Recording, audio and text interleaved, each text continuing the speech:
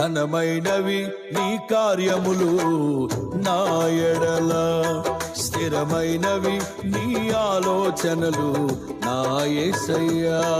ఘనమైనవి నీ కార్యములు నా ఎడల, స్థిరమైనవి నీ ఆలోచనలు నా యేసయ్యా. కృపలను పొందుచు కృతజ్ఞత కలిగి స్తుతులర్పించెదను అన్ని వేళలా. కృపలను పొందుచు కృతజ్ఞత కలిగి స్తుతులర్పించెదను అన్ని వేళలా. అనుదినము నీ అనుగ్రహమే, ఆయుష్కాలము నీ వరమే.